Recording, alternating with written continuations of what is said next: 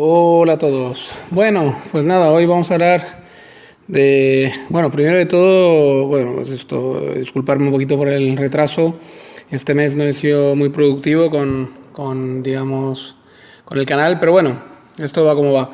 Ya sabéis, como lo he dicho ya muchas veces, que no me dedico a esto de forma profesional, ni tampoco, digamos, es el objetivo, ¿vale?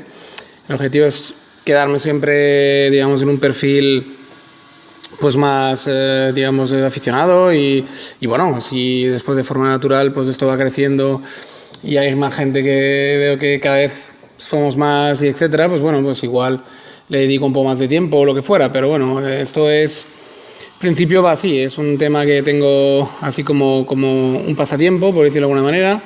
Pretendo pasarlo bien, hacer que la gente que me escuche pues lo pase bien, la gente que tiene mi perfil, que les gusta pensar, que les gusta analizar, que les gusta, digamos, tener un poquito esta visión de las cosas con un poquito más de distancia, pues supongo que les gustará y si somos cada vez más, pues ya digo. Entonces ya me lo tomaría de otra manera, pero de momento la intención es tomárselo, pues esto, ¿no? En un plan relajado, para pasarlo bien y dar un enfoque un poquito diferente a lo que se ve por ahí, ¿no? Que es un poco más enfocado como un espectáculo, como a hacer un ejercicio un poquito a youtubers que es, bueno, que van descaradamente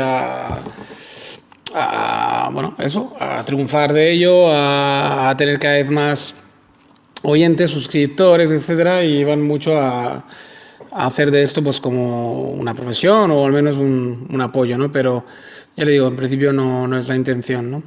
Bien, hoy os traigo un tema que a mí, pues entrando de lleno en la filosofía, digamos, ¿no? Una figura, más bien, la figura de Friedrich Nietzsche, ¿vale? Esto como cada cual lo quiera pronunciar. Es una figura muy interesante porque es un personaje, digamos, dentro de la filosofía muy peculiar, ¿vale? Peculiar por varias razones, ¿no?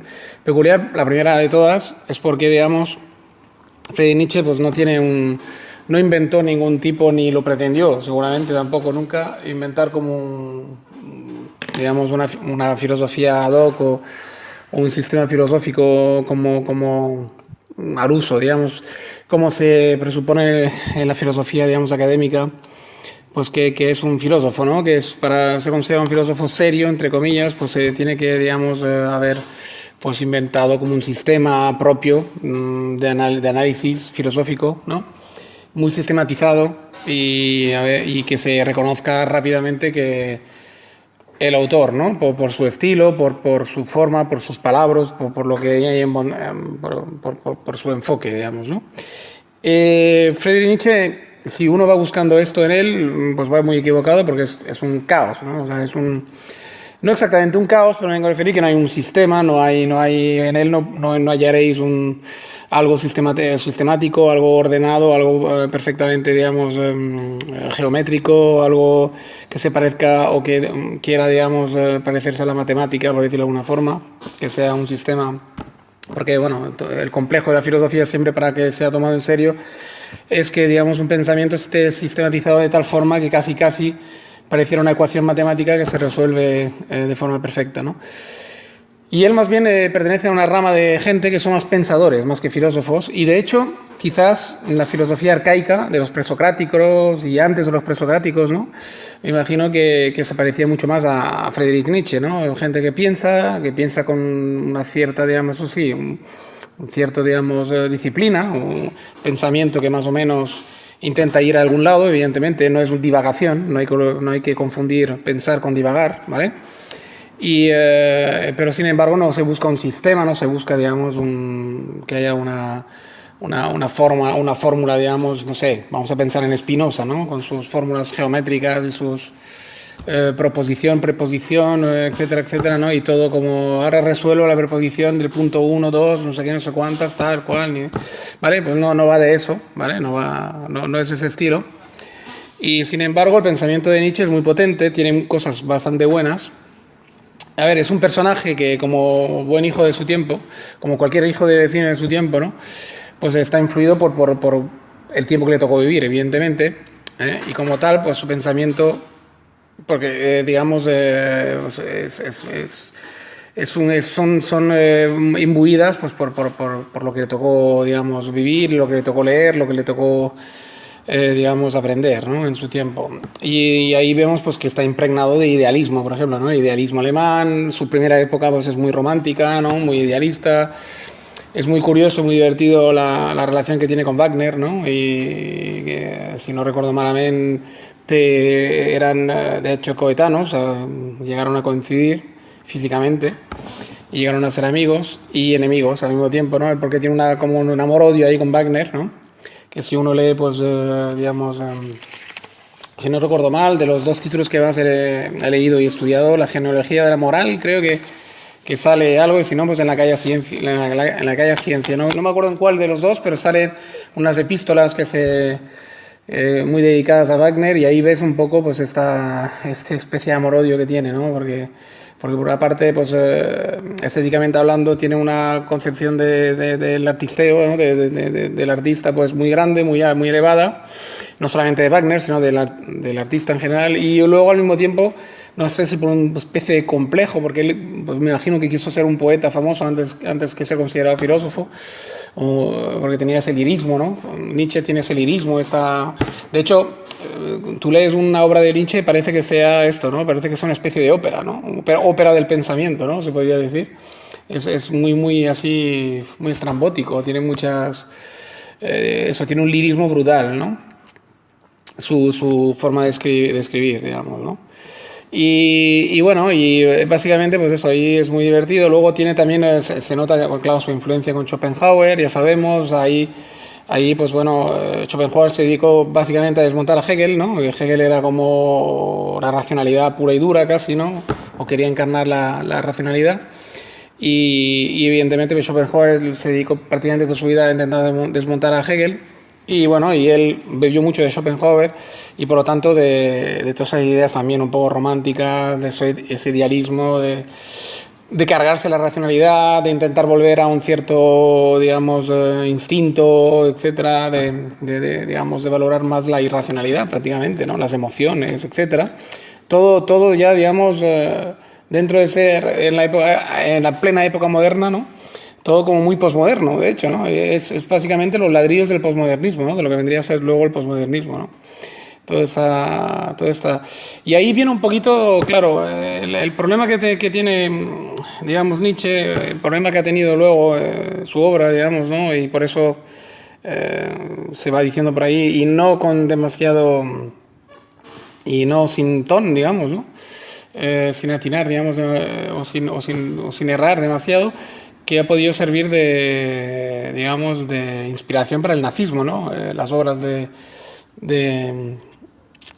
Nietzsche. Lo que pasa es que, bueno, sí, bueno, salieron luego unos escritos, no me acuerdo quién, intentando desmontar esa teoría, diciendo que es la hermana de Nietzsche la que cedió un poco al Tercer Reich y que de alguna forma pues transformó un poco los escritos de su hermano, terminó algunas obras inconclusas, haciéndolas más, digamos, hitlerianas de lo debido. Pero bueno, en general la obra de Nietzsche, cuando uno la analiza bien, habla de arios, habla de muchas cosas que después utilizan el nazismo. No digo que el nazismo se haya inspirado única y exclusivamente en Nietzsche, pero sí que hay el nazismo, que básicamente es un movimiento hiper idealista, ¿no? Hiper romántico de alguna forma, cuasi posmoderno, donde la emoción prima sobre la razón totalmente, donde se alaba y se vuelve o se intenta volver a misticismos del pasado, nórdicos, ¿no? Con Thor y todo eso. Al mismo tiempo se bebe también de un orientalismo un poco extraño, que por ahí ya podíamos ver pues, las gotas de Schopenhauer quizás. En fin, el nazismo es un batiburrillo bastante posmoderno ya, donde ya se ve básicamente digamos, el pozo.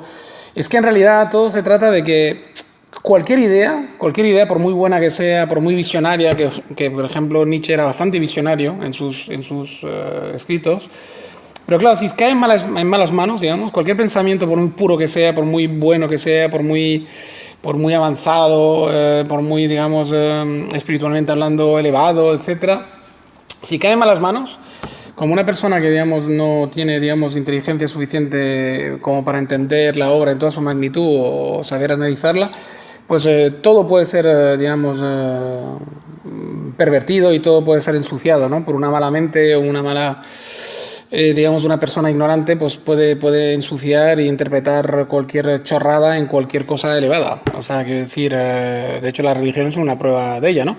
Que todas pretenden elevar el espíritu del hombre y al final todas acaban en el fango, ¿no? Por mala interpretación de sus fieles, ¿no?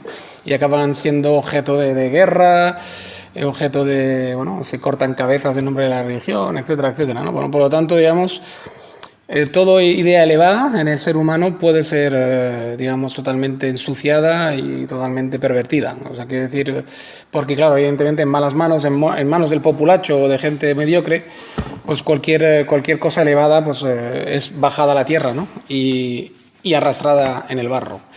Entonces, de alguna forma vamos a proseguir, bueno, con pequeños ejemplos en la portada, ya veis, que os he, digamos, puesto los dos libros que he leído, ¿no? Más digamos, con más atención de Nietzsche, aparte de leer una infinidad de artículos, de escuchar muchísimas conferencias sobre él, etcétera.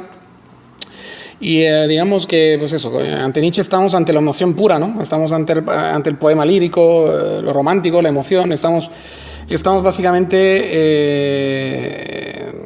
digamos, pues es básicamente bastante fácil de pervertir justamente el pensamiento de Nietzsche en ese aspecto, ¿no? O sea, no les costaría mucho a los jerarcas nazis, digamos, o a los propagandistas, digamos, utilizar la obra de Nietzsche para montar ahí sus locuras, porque ya lleva mucha, digamos, irracionalidad, ¿no?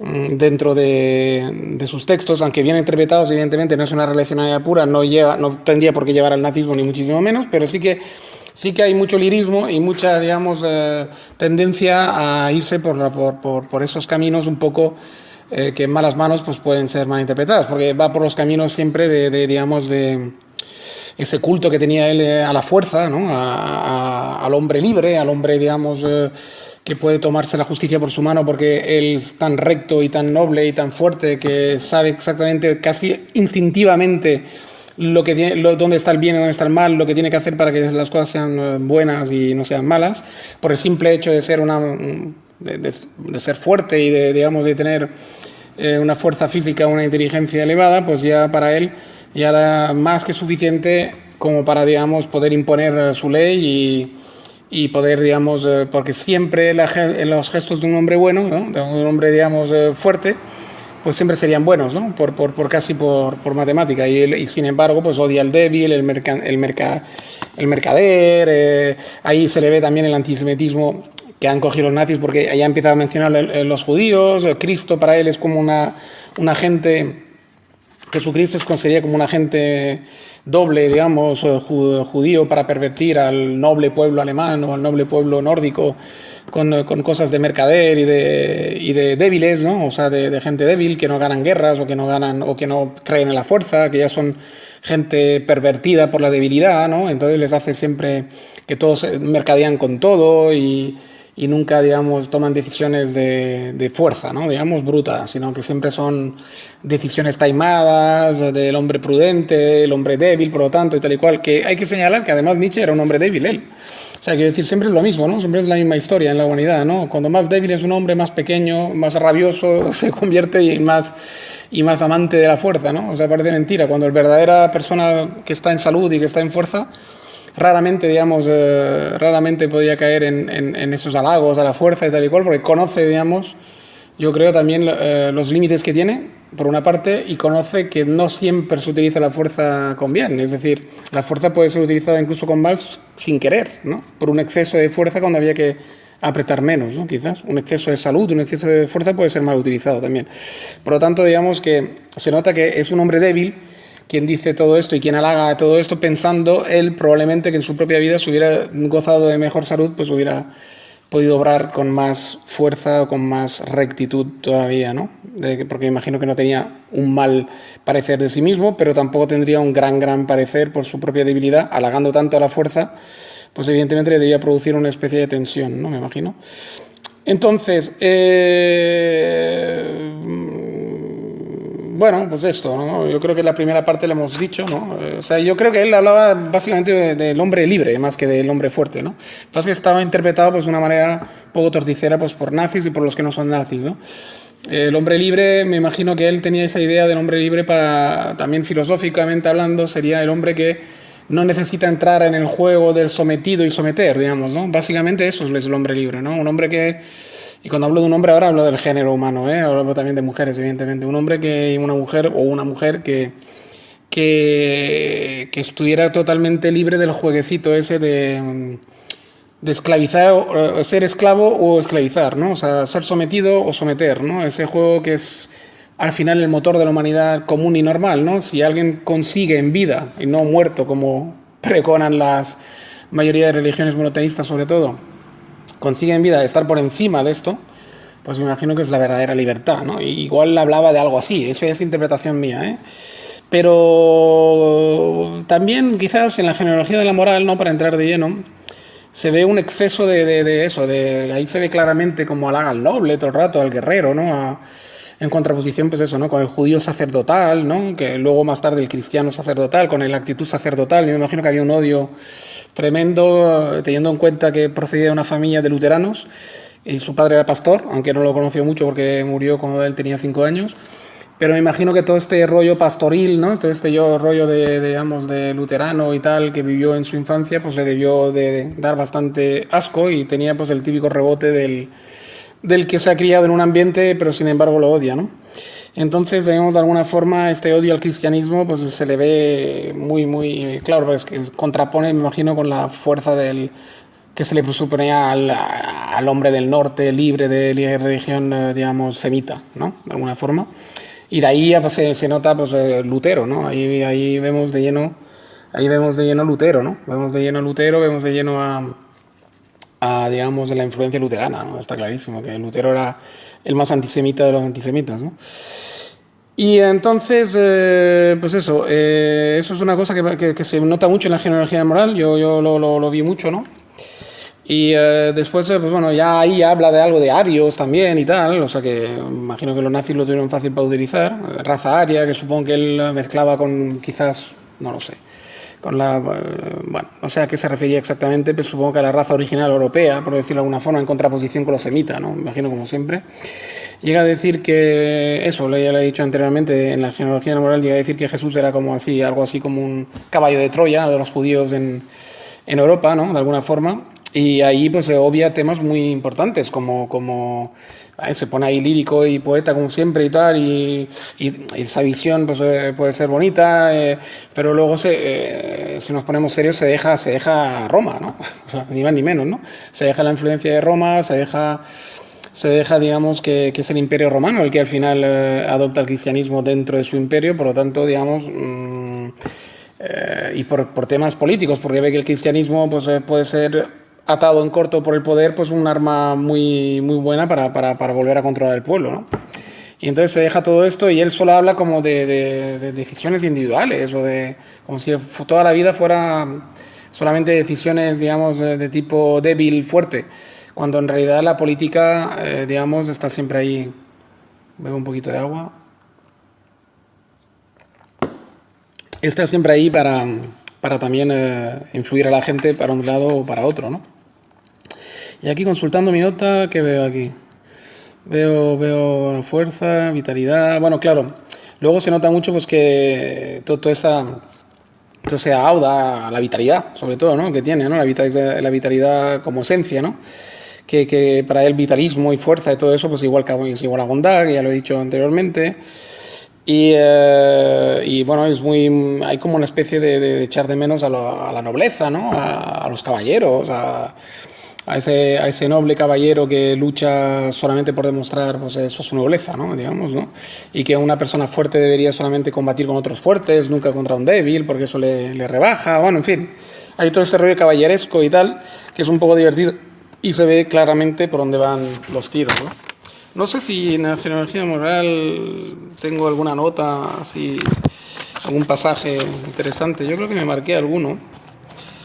Un interesante enfoque pongo aquí, a ver, cuando su poder se acrecienta, la comunidad deja de conceder tanta importancia a las infracciones del individuo pues ya no le es lícito considerarla tan peligrosa y tan subversiva para la existencia del todo como antes.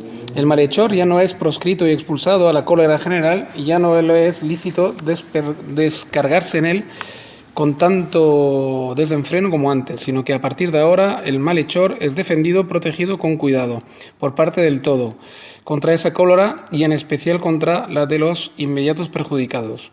El compromiso con la cólera de los principales afectados por la mala acción, un esfuerzo por localizar el caso y evitar una participación e inquietud más amplias o incluso generales, intento de encontrar equivalentes y de solventar el asunto entero. La composición, arreglo, sobre toda la voluntad que aparece en forma cada vez más decidida, de considerar que todo delito es pagable en algún sentido, es decir, la voluntad de separar, al menos hasta un cierto grado, una cosa de la otra, el delincuente de su acción. Estos son los rasgos que le han impreso cada vez más claramente en el ulterior desarrollo del derecho penal. Bueno, aquí, de alguna forma, ahí se ve, por ejemplo, que el tío era fino, ¿no? Era fino porque ahí hace un enfoque bastante curioso, diciendo que, de alguna forma, el derecho, digamos, en sí se inventa un poco o se aplica, más que se inventa, cuando un pueblo es lo suficientemente organizado y lo suficientemente fuerte como para saber que por un malhechor no se va a derrumbar toda la pirámide de poder, digamos, ¿no? Se puede permitir, digamos, de alguna forma, tratar bien a los malhechores o a las gentes que hacen el mal en la sociedad porque es tan fuerte, se sienten tan poderosa que no hay ningún peligro que la moral general de la gente ni que las turbas, digamos, se vuelvan, totalmente inoperante o que la sociedad se trastabille por un hecho delictivo porque es tan fuerte, tan poderosa y tantos individuos que ya la maquinaria seguirá rodando y eso será como una china en la rueda de un camión, ¿no? O sea, quiero decir, se pasa por encima sin apenas notar el impacto, ¿no? Y eso es muy fino esa reflexión, a mí me gustó, por eso la subrayé y dice mucho de lo fino que era el tipo, ¿no? De que realmente atinaba mucho en muchas cosas que decía, ¿no? Luego tengo aquí otra nota también que veo que podría ser interesante. Lo que pasa es que no sé exactamente qué es lo que quise anotar aquí. Pero bueno, a ver. Bueno, yo creo que con un botón ya tenemos muestra, ¿no?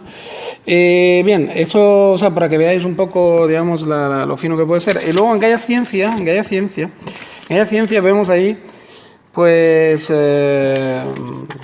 vemos un poco más de lo mismo, ¿no? En cuanto en general a su lirismo y su... Aquí pongo en una nota mía, leer pasaje, explicar hace tiempo que no existe nadie capaz de realmente de perjudicar al mundo. La selección natural hace tiempo que se lo cargó. Bueno, vale, eso también hay un pasaje ahí muy fino, no sé si lo tengo marcado, me imagino que sí. Hay un pasaje muy fino, ingenioso, como tantas cosas de él. Lo que tiene es mucha visión, mucha ingeniosidad, ¿no? Este hombre, lo que tenía. A ver, aquí pone, el prójimo era capaz de llevar una vida dañina para la especie. Esto es irrazonable y mala. Lo que hubiera podido perjudicar a la especie se ha extinguido quizás ya hace muchos milenios. Y es ahora una de esas cosas que ni para Dios mismo es ya posible. Entrégate a tus mejores o a tus peores afanes y sobre todo piérdete. Al hacerlo uno y al hacerlo otro, eres probablemente de algún modo un promotor y bienhechor de la humanidad. Y te haces acreedor al elogio y a la burla. Pero jamás encontrarás a quien para burlarse totalmente de ti como individuo, incluso de lo que mejor que posees, a quien sea capaz de hacerte ver con toda claridad, debida a la verdad tu infinita insignificancia de mosca y rana. Bueno, es que es buenísimo ese pasaje, a mí me gustó mucho, porque ahí dice que, digamos, de alguna forma el ser humano ya está en un tal desarrollo de su cúspide, digamos, ¿no? Que hace tiempo que no hay ningún ser humano ya capaz de perjudicar la gran maquinaria de la humanidad en general, que ya se ha puesto en marcha como que ya para siempre, ¿no? Por decirlo de alguna forma, y que ya es muy difícil que ningún ser humano, por muy malo que sea, es decir, que de alguna forma es que era un visionario el tipo, de alguna forma estaba adelantando como, por ejemplo, que hoy en día, incluso con las bombas atómicas que tenemos en nuestro poder, a día de hoy, por lo menos toco madera, todavía nadie le ha dado por hacer explotar tantas bombas que acabe con la humanidad y con el planeta Tierra tal y como lo conocemos hoy en día, ¿no? Es decir, y dudo que alguien sea capaz de esto, porque claro, el hombre se ha vuelto tan inteligente, tan fino o tan mercader, ¿no? Porque él diría mercader y diría seguramente que nos hemos vuelto tan digamos, de alguna forma sacerdotes o sacerdotales o judíos o cristianos o llámalo como quieras, ¿no? Nietzsche, que supongo que él diría algo así, que nos hemos vuelto tan mercantiles, digamos, que ya no hay nadie que sea tan poeta y tan loco como para destruirse a sí mismo y a los demás, digamos, en un acto de locura suprema o poema supremo, ¿no? Nadie sería capaz ya de hacer eso porque estamos tan pervertidos, ¿no? Como ser humano, que ya solamente somos capaces como mucho de provocar dolor y guerras localizadas, pero que aunque tengamos el poder de hacerlo, nadie, jugaría al juego de suma cero, porque todo el mundo quiere jugar para ganar, ¿no? Acordaos lo que os he dicho, someter y ser sometido, ¿no? Entonces, de alguna forma, si no hay nadie más que someter, ya para qué jugar, ¿no? Entonces yo creo que ningún psicópata está tan loco. De hecho, los psicópatas son quizás los menos locos de todos, ¿no? Es un exceso de racionalidad probablemente la psicopatía, ¿no? Nadie está tan, loco, decía, ni es tan poeta como para hacer un gesto de locura tan suprema, ¿no? Que sería acabar con todo, de verdad, de una vez, ¿no? O sea, que en eso Nietzsche tuvo una visión ahí grandiosa, ¿no? Una visión grandiosa que a mí me pareció muy, muy poético, muy bonita, ¿no? Luego, buscar al igual, noble, con quien es honroso despreciar lo débil. Bueno, ahí pues sale otra vez lo débil, lo noble, etcétera, etcétera, en algunos pasajes. No contempla el hecho de que el ser humano es básicamente un animal social, así que es normal que actúe como tal. Bueno, claro, en su contra, hay que decir también que en su locura poética, su idealismo y tal y cual, claro, él pierde de vista también simplemente a la humanidad como tal, ¿no? Es decir, él habla mucho de él, me imagino, todo el rato, porque tenía un ego, se le ve bastante grande. Habla de él, habla de los individuos que él conoce, me imagino, y del individuo humano, pero no habla nunca del humano como paquete, es decir, o pocas veces, ¿no? Y se olvida, o si habla, se olvida de un tema fundamental para mí, que es que el ser humano no se puede tampoco comportar demasiado diferente a lo que es un mono, al fin y al cabo, o sea, un mono social que necesita de la sociedad para vivir, por lo tanto, probablemente tengamos ya inscrito en nuestros ADNs, digamos, que es imposible destruir nuestro clan, ¿no? Porque somos como los lobos, somos como un animal muy social, digamos, que necesita su clan, necesita un mínimo de clan, un mínimo de rodearse de semejantes para poder funcionar. Un hombre solo no puede hacer absolutamente nada, y si no hay ningún hombre, pues no hay ningún juego. Por lo tanto, evidentemente, como animal es imposible que busquemos nuestra propia pérdida, ¿no? Así, de forma, digamos, voluntaria. Se puede buscar la pérdida individual, o sea, un suicidio es contemplable y siempre se ha contemplado y seguirá contemplándose, pero un suicidio colectivo masivo, no lo creo, la verdad. Sería totalmente absurdo, ¿no? Y por lo que acabo de decir, porque somos un animal social, ¿no? Al fin y al cabo. Hoy se hace el mal con las palabras más que con los hechos. Bueno, ahí pues esto ahonda más en sus teorías de que hoy en día el hombre se ha vuelto tan pequeño, tal y cual, que bueno, ahora hace daño con las palabras en vez de hacerlo con los hechos, ¿no? Porque se ha vuelto tan cobarde, etcétera, etcétera. ¿Ve? Todos argumentos que al final, malentendidos, se pueden convertir. No me extraña para nada que el nazismo lo haya, digamos, adoptado, ¿no? Es una nostalgia por tiempos anteriores, básicamente. Sus pensamientos son nostálgicos, ¿no? De alguna forma. Piensa en que hubo un tiempo, hubo un hombre ideal, un caballero ideal, un hombre noble. Es un hombre que está imbuido, había llegado a Darwin. Bueno, luego se le nota también, sobre todo en la calle Ciencia, pues que tenía una gran erudición, ¿no? Había leído a Darwin, conocía perfectamente la etología, la historia, la prehistoria incluso, las tribus, había estudiado tribus arcaicas, comportamiento de las tribus arcaicas, porque se le nota en algunos pasajes y en algunas cosas, que no sé, tengo subrayado alguna cosa más interesante ahí. Bueno, no, sí, pero bueno, me pillaría un montón de rato leyendo, ¿no? Bueno, y ya se ha hecho un poco largo ya este pasaje. Bueno, ya lo veis.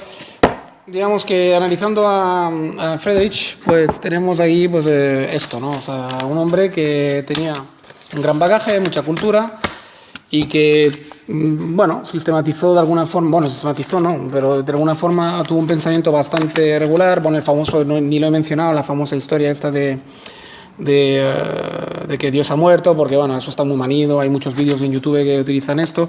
Ya podéis imaginar, entonces, si habéis seguido bien la conversación, que en todo el lirismo que tiene, en todo el poema, pues bueno, ahí entra dentro de las grandes visiones que tuvo, ¿no? Que el tiempo moderno se había cargado de una vez y para siempre, y ahí acertó, porque estamos de pleno ahora en el tiempo posmoderno o incluso hipermoderno, que diría Lipovetsky, en el cual pues estamos comprobando cómo estamos viviendo ya sin Dios, prácticamente, ¿no? Aunque hay un cierto, digamos, como, bueno, hay rebrotes así posmodernos, hipermodernos, New Age, digamos, extraños ahí y tal, que parece como que, pero todo está contaminado de tal manera que ya nunca más volverá una fe en un Dios, digamos, de forma tan genuina como pudo ser en un tiempo, básicamente porque el hombre ya se ha despertado de ese sueño, ¿no? Y ha creado y creará otros sueños y otras mitologías y otras historias, pero yo creo que de la misma forma que se vivió, desde luego que no.